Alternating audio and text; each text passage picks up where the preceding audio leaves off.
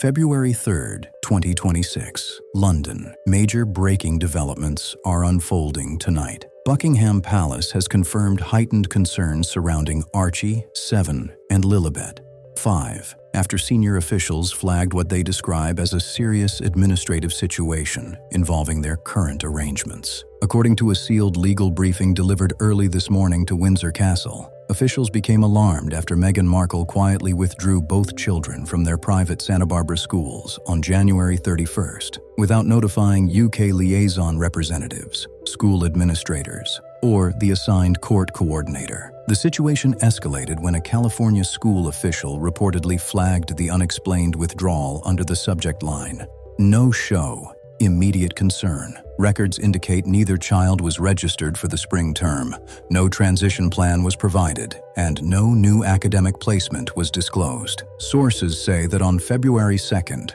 Princess Anne convened an unscheduled emergency meeting inside Windsor Castle. Witnesses claim she arrived carrying a red folder labeled "Immediate Custodial Review, Markle Withdrawal," and placed it directly before King Charles, stating, "We've tolerated image games for years, but this, she's not just stepping away from responsibility. She's stepping away from structure for those children." Inside the folder, officials reportedly reviewed documentation showing canceled pediatric wellness appointments, formal legal requests limiting communication with royal education and child support offices, and signed records dissolving a £6.3 million education trust originally designated for the children's future schooling in the UK.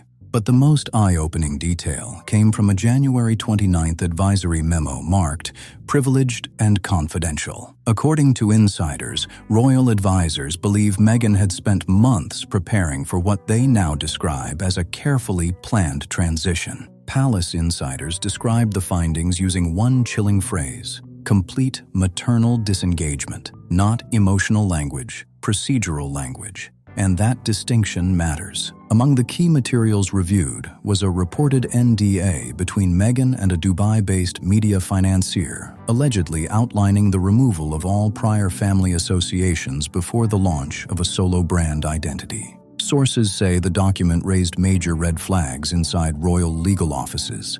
A separate, partially redacted memo from Meghan's legal team reportedly declined participation in Prince Harry's proposed joint care framework. Internal branding instructions linked to Archewell allegedly directed that all references to Archie and Lilibet be removed from future Spotify and Netflix marketing by Q2 2026. Royal legal advisors interpreted these combined actions as intentional custodial disengagement. One senior palace source reportedly said, "This isn't shared responsibility.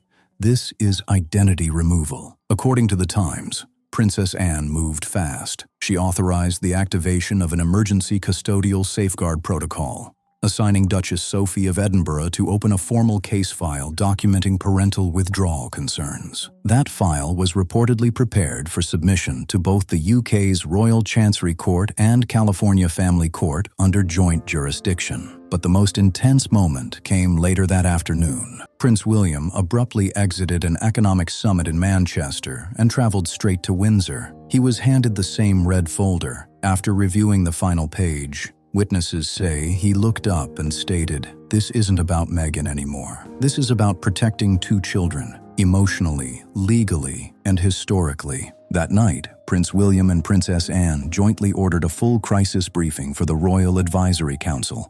The objective was clear: explore structural guardianship options, not as punishment, but to prevent royal children from being pulled into a public branding conflict. At dawn on February 3rd, that plan officially moved forward. Prince William, escorted by senior legal officials and Duchess Sophie, arrived at the Royal Legal Chamber for what insiders describe as a closed-door emergency session. Behind sealed doors, they presented a Level 1 custodial crisis brief, outlining what advisors labeled as severe parental disengagement concerns. At the center were 4 core findings: complete withdrawal from educational coordination, canceled medical oversight, advanced relocation discussions involving non-Hague jurisdictions, and coordinated media distancing efforts aimed at removing Windsor identifiers from the children's public profile. Additional concerns included reported property discussions in regions such as Doha and the Seychelles, alongside internal branding strategies designed to separate the children from royal affiliation. Officials also cited Prince Harry's current legal and financial limitations as a factor preventing immediate sole guardianship consideration. At 10:20 a.m., Prince William reportedly invoked Appendix 4 of the Royal Succession Stabilization Act, a provision unused since the abdication era. The clause states that when royal minors face displacement or identity instability, the Crown may assume structural guardianship to ensure continuity, protection, and heritage preservation.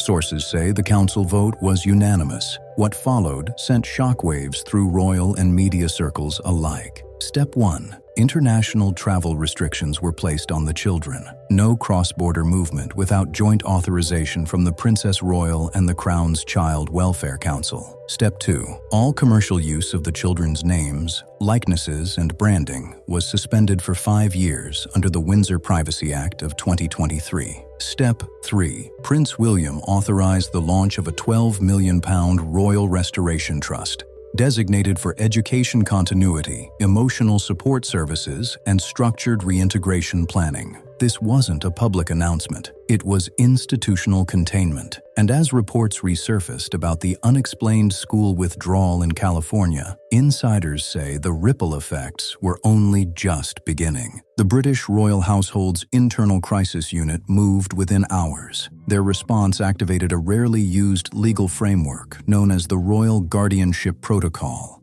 a centuries-old safeguard designed to allow the Crown to assert oversight when royal children face risks to their well-being or public identity. Princess Anne, acting on behalf of the Crown's Child Welfare Committee, immediately ordered an emergency meeting at Sandringham. In attendance were senior palace legal advisors, Prince William, and a rare virtual appearance by a Privy Council representative. The focus was clear and urgent, stabilizing the children's emotional environment and establishing firm legal jurisdiction over their future. According to insider briefings, Meghan's recent actions were interpreted as the opening move in a broader media repositioning effort. Sources claim a solo-focused docuseries concept highlighting personal parenting challenges had been quietly pitched to an overseas production company. In those proposals, advisors reportedly flagged language that shifted the children's public role away from royal lineage and toward standalone branding narratives. Palace officials say this raised immediate red flags,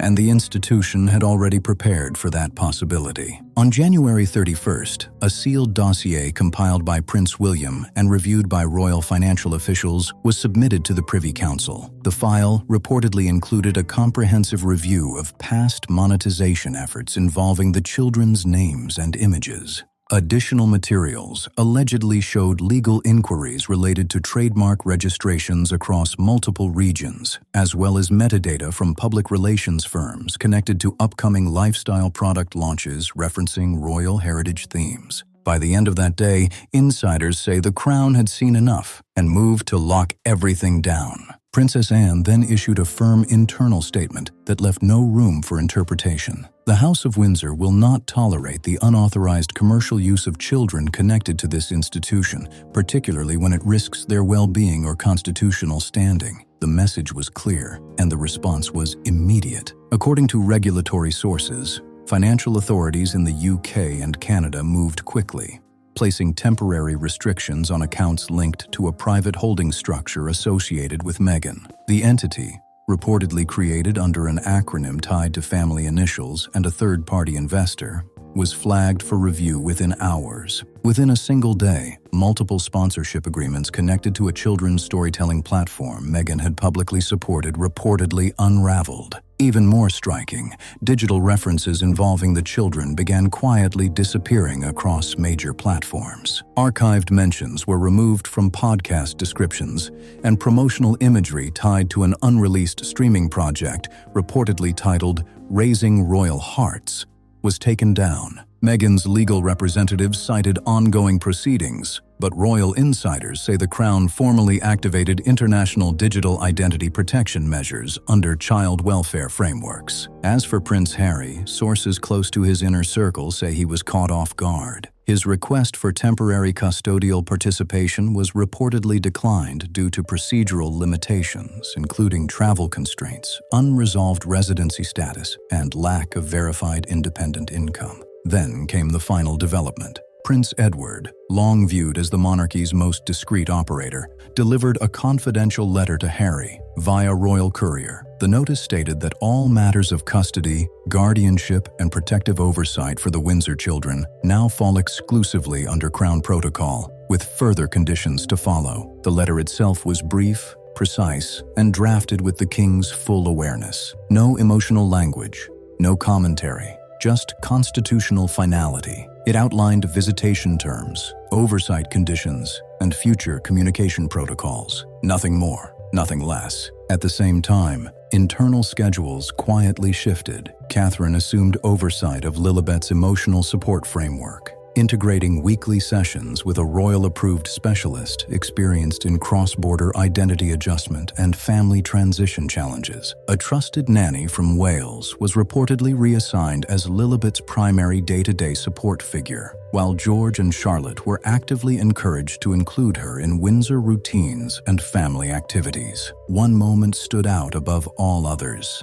A single image, Lilibet, holding Charlotte's hand while leaving Windsor Chapel by candlelight, was released to the press. No caption, no explanation, just the future walking forward together. As of February 3rd, Meghan remained unreachable. Her representatives issued only a brief statement requesting privacy, but insiders say the silence spoke volumes. On February 1st, 2026, a courtroom reportedly fell silent as a landmark ruling was delivered, formally ending any remaining decision-making role previously attributed to Meghan regarding Archie and Lilibet. She did not attend the session, with her legal team citing voluntary withdrawal from further participation. Following the ruling, Princess Anne acted without delay. During a rare live statement at St. James's Palace, she declared that all prior informal privileges were now void, stating that the children's welfare must align with institutional standards, not external branding ambitions. The decision triggered immediate institutional actions.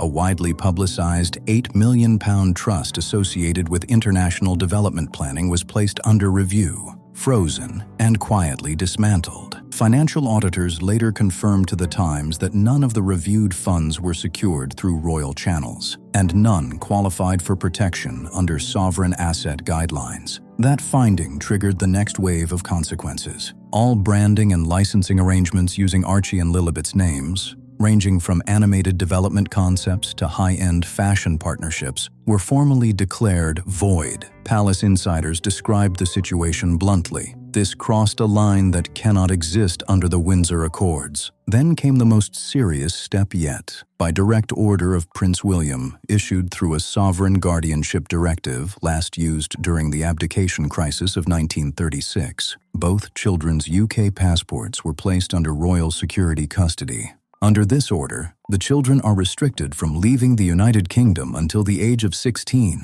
unless accompanied by a Crown-approved guardian. Sources say Prince William personally activated the historic Edwardian Protocol, a sealed mechanism drafted nearly a century ago to protect royal minors during periods of family instability. Meanwhile, Princess Catherine assumed a role unseen since the post-war era. She is now personally overseeing Lilibet's emotional and educational framework, while the child remains at a private Surrey estate under structured supervision. A royal caregiver shared quietly, "She's adjusting better than expected. She feels secure and trusts Catherine fully." Across the Atlantic, the professional fallout was immediate. Streaming platforms paused pending discussions, archived podcast references were edited, and industry representatives began creating distance. Across Beverly Hills, industry insiders reportedly reached a brutal conclusion. Meghan had become a Class 1 reputational risk. Doors weren't just closing, they were quietly locking. As for Harry, sources close to his inner circle claim he's under severe emotional strain and currently staying in Montecito, separated from Meghan. One insider revealed he has pleaded with William for a private meeting with the children, without Meghan present,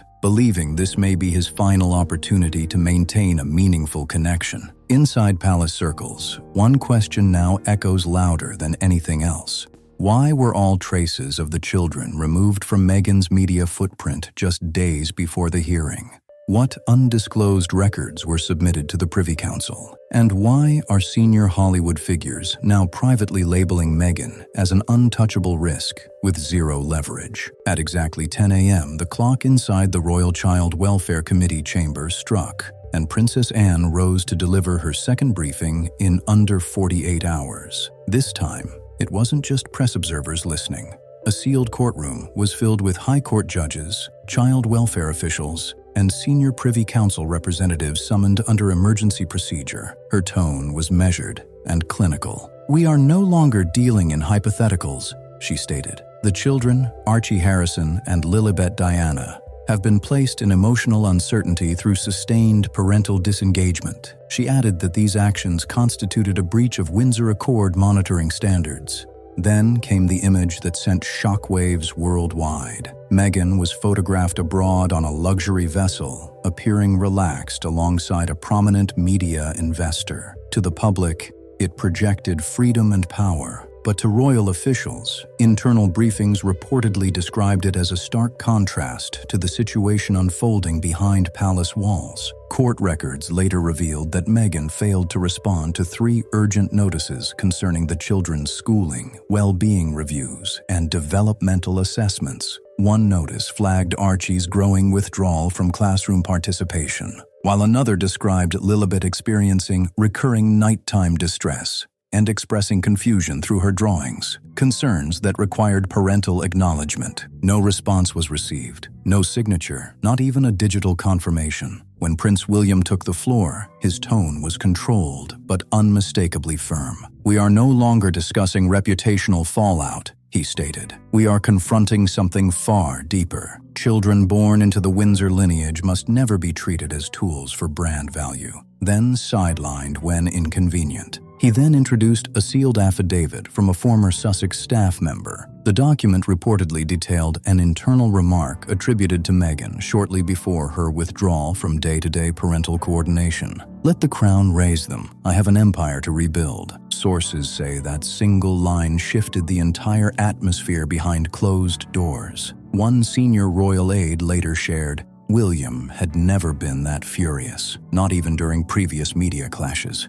This struck at the future of all the children. Meghan's legal team remained distant, issuing only a technical statement disputing the UK's interpretation of parental disengagement under California law. But insiders say that move backfired instantly. Princess Anne coordinated directly with the Foreign Office to activate a rarely used bilateral family protection clause within the post-Brexit Windsor Convention. The provision allows emergency guardianship measures when a British royal child faces verified risk abroad, even without parental consent. On February 3, 2026, that clause was formally signed by King Charles III, Prince William, and Princess Anne. In triplicate, by February 3, the British Crown had formally assumed primary guardianship oversight for Archie and Lilibet, temporarily superseding Meghan Markle's parental authority under an international emergency provision. The final procedural step unfolded quietly. A private aircraft chartered by the UK Foreign Office touched down at Santa Barbara Airport under a classified operation known internally as Operation Dandelion. According to flight documentation, the manifest included 2 certified child welfare officials, a royal legal envoy, and a pediatric care specialist. Their mandate was narrowly defined: assess conditions, confirm compliance, and prepare contingency options should further action become necessary. Back in California, Meghan's inner circle reportedly began to fracture. Tyler Perry, long viewed as a close ally, was said to have demanded answers after learning of the palace notices. A voicemail attributed to him, later removed, circulated briefly in London, intensifying speculation. Oprah Winfrey also appeared to step back, with sources claiming frustration over her name being referenced in personal decision-making narratives. Streaming insiders added that a proposed 2026 podcast project was quietly paused after early feedback described the concept as disconnected and overly curated. Meanwhile, the children remained out of public view, but not out of sight. A new photograph released by Kensington Palace showed Prince Louis and Princess Charlotte seated beside Lilibet in Windsor's enclosed rose garden. The caption read only, "Family endures. No spectacle, no confrontation, just law, structure, and lineage." As the world waits, one question hangs in the air. Will Harry challenge the institution once more, or finally stand fully with his children? As global headlines swirled around the public unraveling of the Sussex marriage, a very different story was unfolding behind the walls of Kensington Palace. Not chaos, but control. Not spectacle, but symbolism. On February 1st, Palace Communications quietly released a single image that sent shockwaves through royal circles. It showed Princess Charlotte standing beside Princess Anne and Sophie, Duchess of Edinburgh, inside the Royal Archives wing at Windsor. The photo was heavy with meaning. Charlotte gently held an aged, ivory-handled letter opener, said by palace historians to have belonged to Queen Elizabeth II during her early reign. Behind her, a portrait of the late Queen as a young woman looked on, steady and unyielding. Insiders describe the moment as intentional, a quiet affirmation of continuity and resolve. The timing was precise. That same morning, a royal advisory committee formally rejected Meghan Markle's latest legal request, an attempt to seek heritage-based compensation linked to the legacy of Diana, Princess of Wales. Chaired by Princess Anne, the ruling stated clearly that no individual may leverage royal legacy or institutional memory for financial restitution without direct authorization from the sovereign, nor may such claims arise from marriage alone. Entertainment outlets in Los Angeles reported Meghan was caught off guard, having anticipated flexibility from King Charles III. Instead, sources say the king fully endorsed Anne's position, citing a confidential 2020 memorandum authored by Queen Elizabeth II outlining protections against unauthorized legacy use. The image of Princess Charlotte spread fast. Royal watchers immediately noted this was the first time she had been publicly positioned within a historic institutional setting, not as a child cameo, but as part of royal continuity. What made it even more striking was who stood beside her. Princess Anne, long regarded as the late Queen's most trusted institutional defender, and Sophie, Duchess of Edinburgh, the palace's quiet strategic force. Together, the three formed a powerful generational triangle, one who preserved the crown through crisis, one who reinforced it through discipline, and one being calmly prepared to protect it in the future. A palace source told The Times, "Princess Charlotte will not grow up watching the monarchy be weakened by opportunism." Insiders say this principle defined Queen Elizabeth II's final years, and that Prince William and Catherine, Princess of Wales, are committed to upholding it. The emotional high point came later that afternoon. Catherine, still in recovery from a recent medical procedure, appeared briefly with Charlotte on a palace balcony during a children's charity ceremony. Dressed in a soft navy coat and wearing the late Queen's sapphire brooch, Catherine placed a gentle hand on Charlotte's shoulder, then stepped back, allowing her daughter to accept a small floral tribute. 15 seconds, no words, total clarity. Across the Atlantic, Meghan's legal team filed a revised request in California seeking expanded transitional allowances, citing emotional strain. But by then, public sentiment had already shifted. It felt like a moment of resolution. Across online forums, morning television, and UK tabloids, a clear contrast took hold. Meghan was still negotiating perception, while the royal family was investing in permanence. That shift hardened on February 2nd, when Lord Alistair Pembroke, President of the Privy Council, issued a brief but decisive addendum. The notice clarified that all active royal trust allocations, including education-related protections for Archie and Lilibet, would now operate under a guardian restructuring clause. The trustees listed were unmistakable: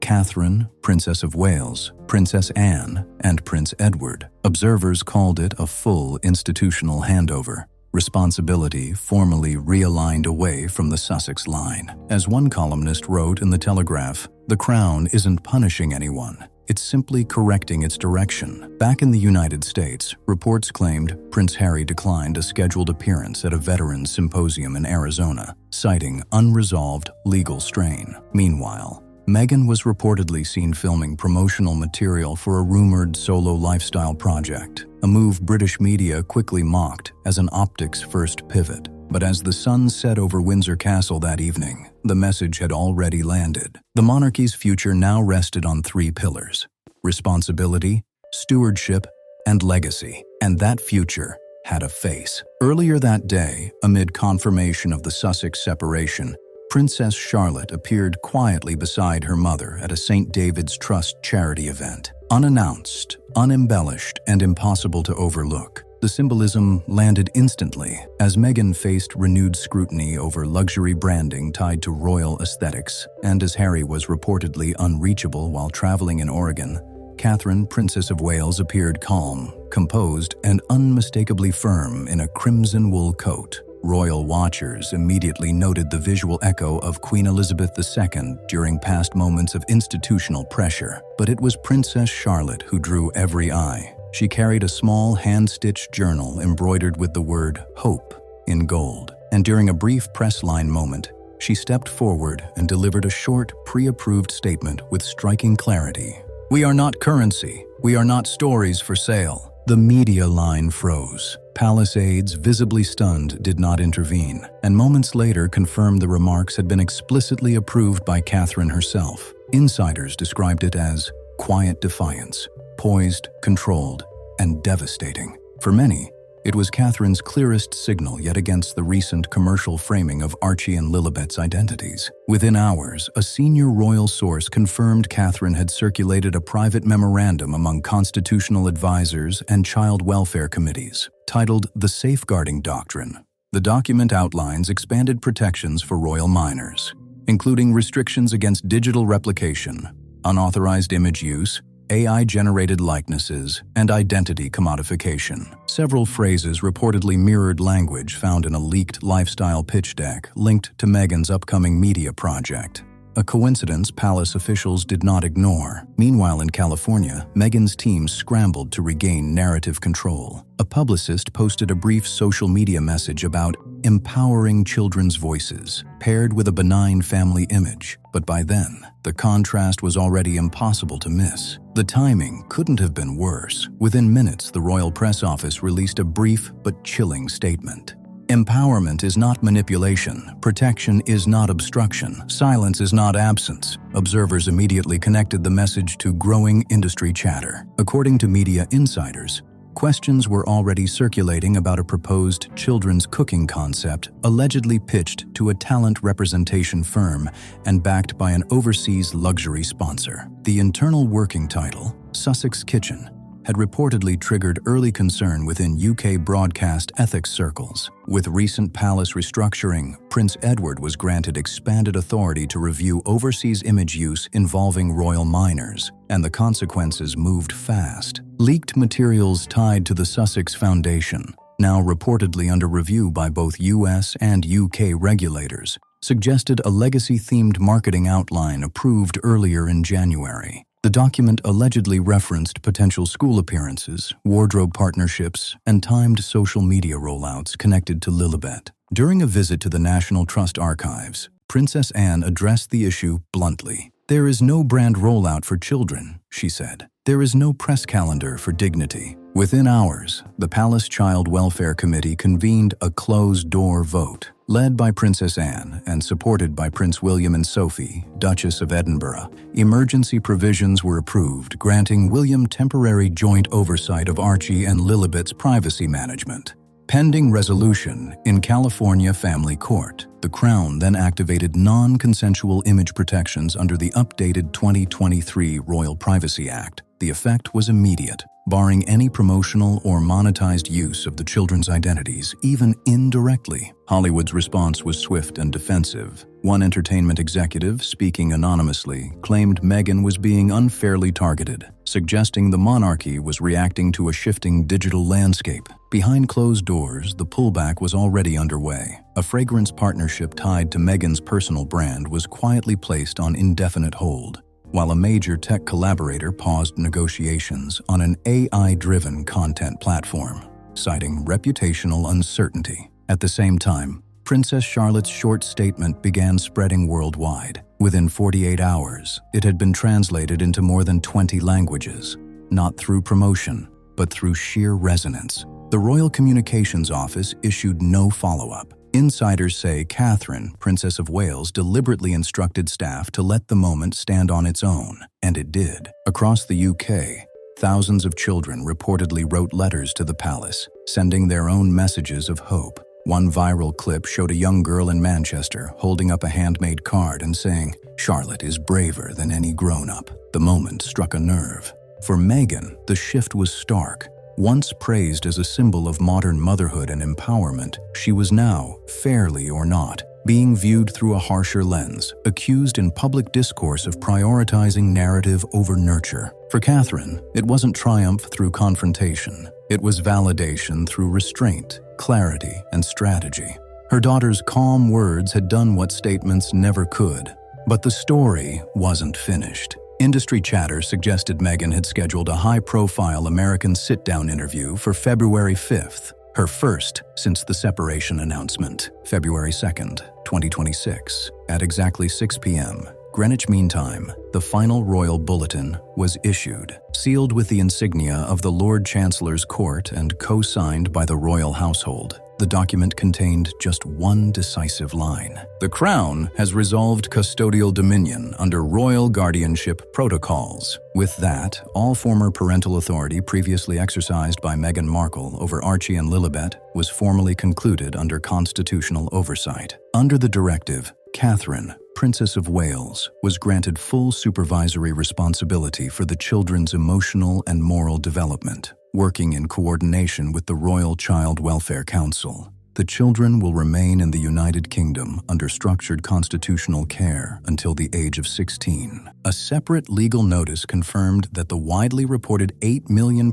trust was voided after failing to meet institutional authorization standards. All entertainment and licensing arrangements using the children's names were frozen, pending full legal review. In Hollywood, doors closed fast. Industry partners stepped back. Royal access was erased. And behind palace walls, negotiations continued, without Meghan at the table. The Sussex chapter, as the world knew it, had reached its breaking point. Now it's your turn. What do you think really happened behind closed doors? Did the Crown go too far or not far enough? Drop your thoughts in the comments. Like the video if you stayed till the end. Subscribe for more uncensored royal breakdowns. Share this with someone who needs the full story. And don't stop here. See you in the next one, because what's coming next makes this look like the warm-up.